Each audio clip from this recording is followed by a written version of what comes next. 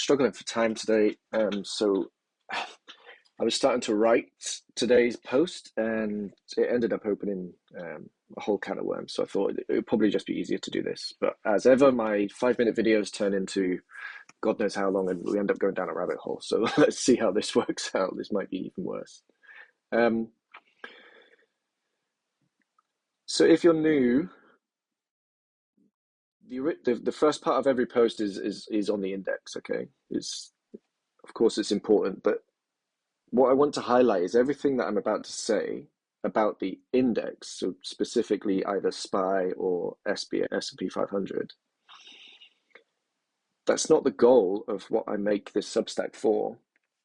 The goal of this is to help people with a portfolio of the stuff that's inside of the index. And as was proven, that we did very well through the whole craziness of April and August. What we have in the portfolio moves very differently to what the index is doing. Okay. So, my goal here isn't to try and help necessarily for people to trade like S&P 500 futures or buying options on SPY. That's not my goal. But I do think it's important to look at the index initially to help us with what's going on inside of the portfolio. So everything that I'm going through here isn't necessarily to help somebody to trade the S&P 500 better. It's what I do as just, part of my every morning to help me for what I feel is the important part, which is the construction of the portfolio and how to deal with things that are going on in the portfolio. I just want to make sure that that's obviously, because some people only have access to this part and not what's behind the paywall, which is far more focused on the internals and what's going on inside of the index rather than just this index level stuff.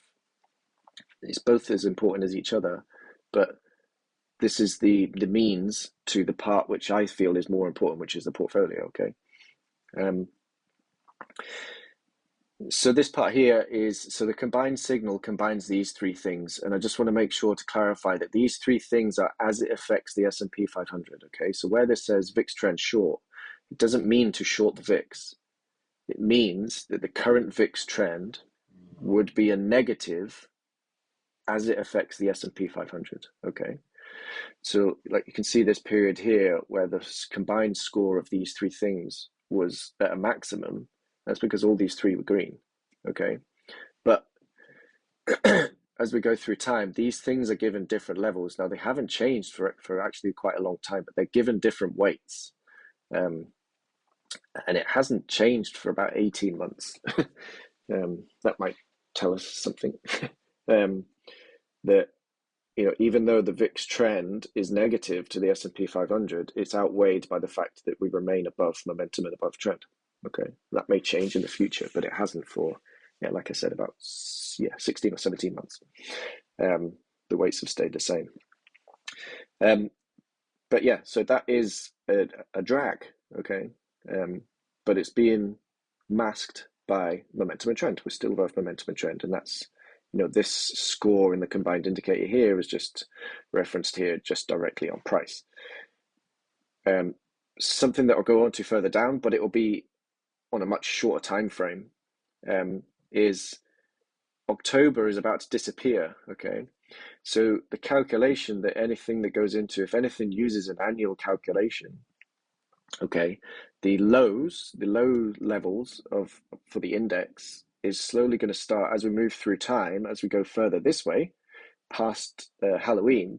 This number is going to get higher and higher and higher and higher and higher and higher. Okay, what that's going to do is the bands that I'm going to go on to a bit further down, the bands calculation, those are going to start contracting. They're going to start squeezing in, because this ultimate lower level, it will no longer be looking at the dispersion of prices between, let's say, 4,200 and 5,800. Okay, this number is going to keep going up. It'll be 4,250, then 4,300, then 4,400, 4,600. Okay, this level is going to go up until we hit around April time, where it's going to kind of hit this plateau, right? And then it'll do the same again, and then it'll hit this plateau and it won't move as much. But up until now, from Halloween, this number's going to go from 4,400 every day, moving until what, like 5,000, let's say. Okay, so it's going to cause the bands to start to squeeze, to start to contract. So, yeah. So those bands are represented here, by these different colors, and depending on where you are below. So if you're, above the first band, it's green, and it goes, the subsequent colors. So this I show on the daily level, and as you can see, like, nothing is appearing on the daily level. The same for the hourly. You can see that we're doing the same thing that we kind of did, a couple of weeks ago. I'm not here to say that it's going to play out exactly like this. There's going to be a bounce and we're going to go off, and the SPY will go up 20 or 30 points from here. But in terms of levels of those bands, it's got nothing. It doesn't actually really have anything to do with price. There is a kind of, if you want to think about it, a kind of similar set. But again, it's not showing here. It was showing here.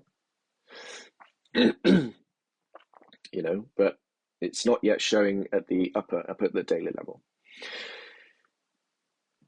It's a very different chart, but kind of showing the same kind of things. So here are the bands. Again, this is very, very short term, very, very, like 5 minute. This is 5 minute data, so very, very short term. But it's just as much about what the price today does as what the old prices disappearing do, of how these bands start to contract and expand. Okay.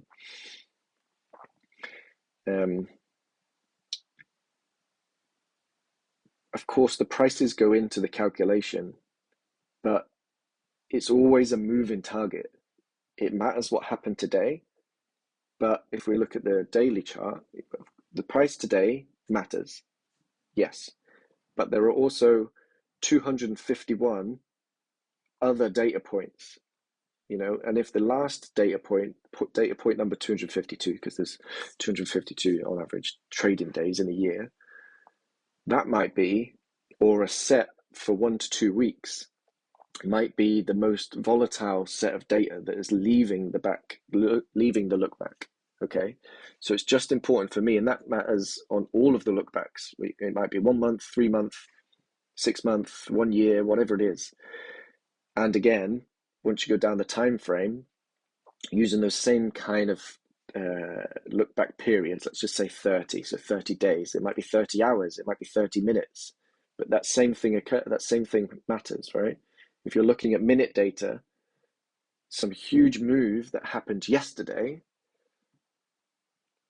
leaving the look back, could be hugely important for what's happening today, right? And I think this is where, going through this, and I'm not trying to say that this is James Aitken, it's something that really stuck with me that I heard him say about, I don't know, maybe 2 years ago now, is, his kind of outlook is, I'm just trying to be less wrong. All of these funky charts and colors and everything, I'm not here trying to say that this is in any way predictive of what's going to happen. I'm not here to tell you to, but like, I'm not trying to help make you a better trader of the S&P 500. That's not the point. The reason why I do this is to try and be less wrong. I'm not even intending that this is going to somehow, oh yeah, I think I'm predicting that the SPY is going to go up 20 points and I'm going to do this funky options trade to make $1 bajillion. No, I'm trying to balance these 3 time frames, okay? 3 time frames on the hourly. We're at a point where potentially, if we move past this, we start moving into these reds, orange, reds, and blacks, where we know volatility is higher and the dispersion shifts to prices making larger moves, but it goes from being in the green area, prices tend to move up 70% of the time, okay, if we're in green. If we start going into these reds and blacks, it turns to 50-50, but the moves become bigger. So whereas in here, like a daily move might be half a percent or 1%, in these black levels in here, it might be 2-3% daily moves. okay? So it's about balancing these three time frames. Nothing's shown up on the green yet. Something is showing up on the hourly, but then when we go down to the very, very short term, so down to minutes and 5 minutes, it's trying to break above momentum. Signal strength is at a low point and trying to move higher. Okay, it's not like up here where signal strength was bumping its head along a kind of maximal level. And for these triggers, when I do share them, I don't share them often, especially at this very very low time frames. You have this combination and they always work better. They tend to work better when they come in pairs. Okay, so when you have this, which stinky fingers I should really change that, it's not very palatable, is it? Is a combination of, again, I know that this is looking at minute, but just to kind of keep the convention the same.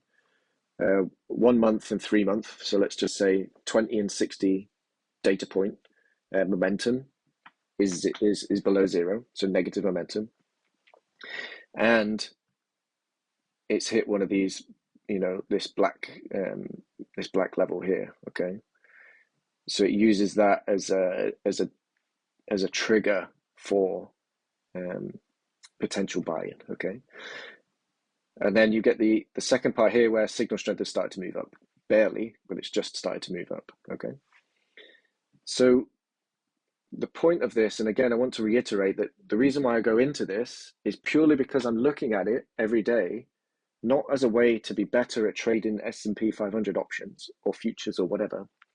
It's to how it may affect the portfolio which I'm building. Okay. So something is showing on the hourly chart, which isn't yet on the daily, but something further down on the minute chart is starting to disconfirm this one. Okay. So it's about balancing in between the time frames. Okay. Now, so I spoke about a week ago about us kind of reaching this level, and again, at that point, I was trying to explain that the price doesn't have to fall to get to this hourly level, this hourly bottom, right? The price doesn't have to fall. The old prices in the look back need to disappear, and it will lift this level to price. Okay. So we have one of two things. Okay. And at that point, we were talking where this hourly bottom level was at 568. Okay. So we've moved up 12 points from there. Okay. Now, just as we had, here, these 2 points here, which would have been, exactly what I was talking about. All I'm trying to highlight is the very short term is trying to disconfirm the kind of middle term, the hourly. That's it. I'm not trying to tell you that this is a point you have to buy, because again, my focus is what's going on in the portfolio, which are the individual tickers, where we have all of this same calculations for the 500 tickers, okay, of which I try and pick the best. Doesn't always work. It just means that the index is at a point where potentially if it gives this up, we head into higher volatility, okay?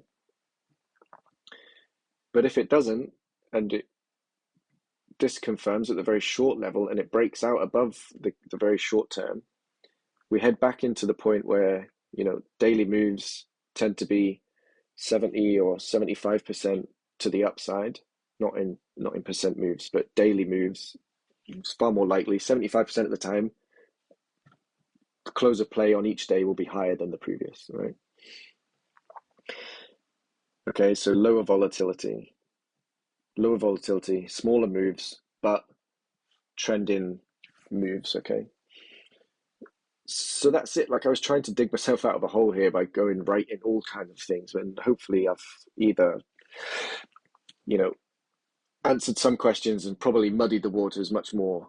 But I think the main point to take away, at least for me, at least how I try to share this stuff here, is I'm never here to just tell you, right, just buy now, because that's not the point of it. Because the reason why I share this, again, like I've said, I'm probably repeating myself over and over.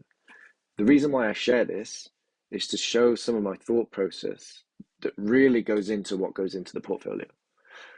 Okay. No, the portfolio was proven as we moved through like April and August, even though all of these things were breaking down on these top lists, everything was red. We were like, all of these levels, everything was red on everything. But the portfolio was, when I say doing well, in August, it was doing very well. And because we had all kinds of things like utilities and everything else that were, large proportion of the portfolio, and we did very well. Okay. But at least in these periods, in the other period, like April, we weren't really going down. We were taking profits on a lot of the stuff that we bought going up in here. Okay. So again, the first section of every daily post is really just getting a feel for the index as it is tradable, like whatever S&P futures or SPY or whatever it is.